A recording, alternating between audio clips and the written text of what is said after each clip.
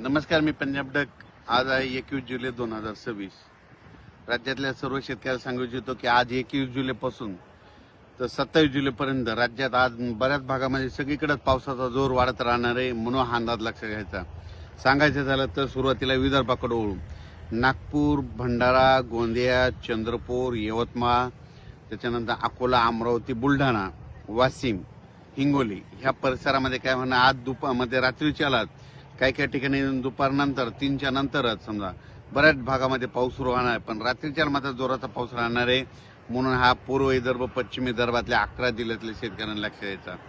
त्याच्यानंतर नांदेड जिल्हा, मराठवाड्यामध्ये नांदेड जिल्हा झालं, परभणी जिल्हा झालं, लातूर जिल्हा झालं, बीड जिल्हा झालं, धाराशिव जिल्हा झालं, जालना जिल्हा, संभाजीनगर ह्या परिसरामध्ये आजच दुपारनंतर चांगला पाऊस सुरू होणार आहे, म्हणून हा अंदाज लक्षात घ्यायचा. रात्रीच्या नंतर बऱ्याच भागामध्ये चांगला पाऊस पडणार आहे, म्हणून हा अंदाज देखील सर्व शेतकऱ्यांनी लक्षात घ्यायचा.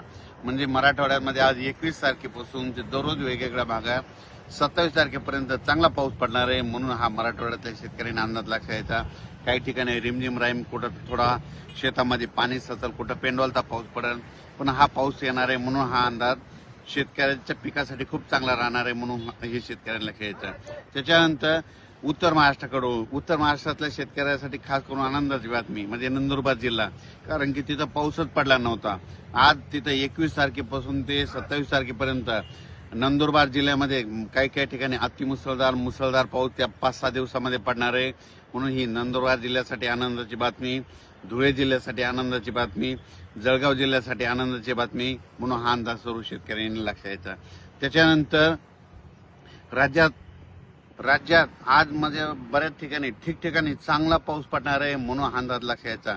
खास करून मुंबई, पुणे, नाशिक, त्र्यंबकेश्वर तिकडे देखील काय होणार आहे, आज 21 पासून ते 27 तारखेच्या दरम्यान 27 जुलैपर्यंत चांगला जोराचा पाऊस पडणार आहे. नाशिककडे परत एकदा गोदावरी नदीला पाणी येऊ शकतं, म्हणून हे अंदाज लक्षात येतं. कारण की नाशिककडे, त्र्यंबकेश्वरकडे काय होणार आहे, 21 ते 27च्या दरम्यान नाशिक जिल्ह्यामध्ये तिकडं म्हणजे गुजरातच्या बॉर्डरकडं म्हणजे वरती पाऊस पडणार आहे.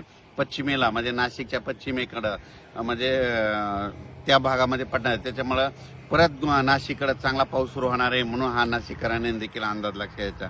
म्हणजे कसं म्हणजे नाशिक जिल्ह्याचे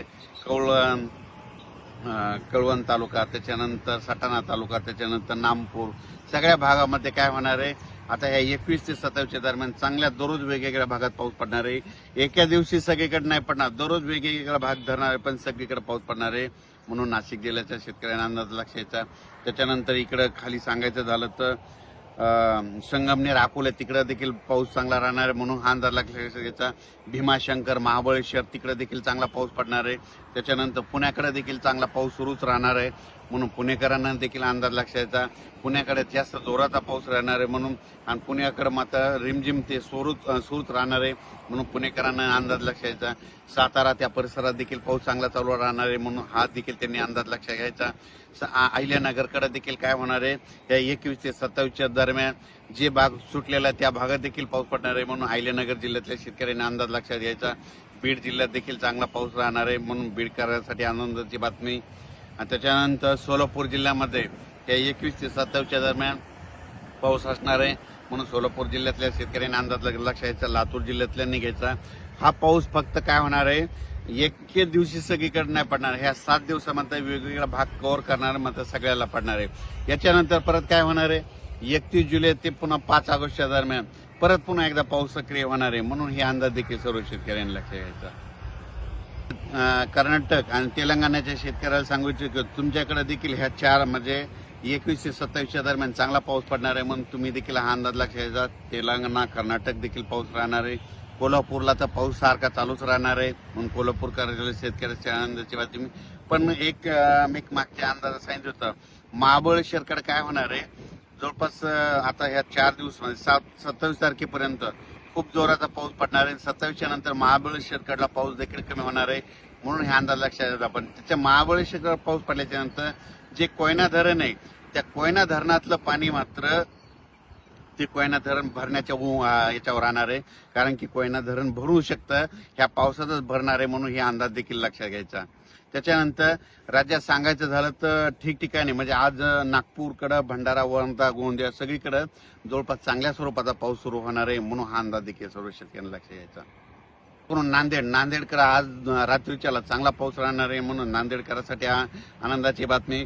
त्याच्यानंतर इकडं पूर्णा आणि पालम त्या पट्ट्यामध्ये काय झालं की बऱ्याच भागामध्ये काय झालं, पाऊस नव्हता, तर त्या पूर्ण पालम पट्ट्यामध्ये देखील पालम त्या पेनूरच्या पट्ट्यामध्ये आज देखील बऱ्याच भागामध्ये रात्रीच्यालाच पाऊस येणार आहे म्हणून त्यांच्यासाठी आनंदाची बातमी. सांगायचं झालं तर आता ह्या 21 ते 27च्या दरम्यान महाराष्ट्रातला आता कोणताच भाग शिल्लक राहणार नाही. फक्त नंदुरबार जिल्हा थोडा कमी होता, त्या नंदुरबार जिल्हा देखील कव्हर होऊन जाईल म्हणून हे देखील सर्व शेतकऱ्यांना अंदाज लक्षात घ्यायचा. त्यानंतर कोल्हापूर जिल्हा, सोलापूर जिल्हा, सांगली, जत, आटपाडी, त्याच्यानंतर पंढरपूरकडे देखील पंढरपूरची यात्रा 25 तारखेला, तर त्या दिवशी मात्र पंढरपूरला रिमझिम पाऊस राहणार आहे म्हणून पंढरपूरच्या यात्रेकरूंनी देखील अंदाज लक्षात यायचा.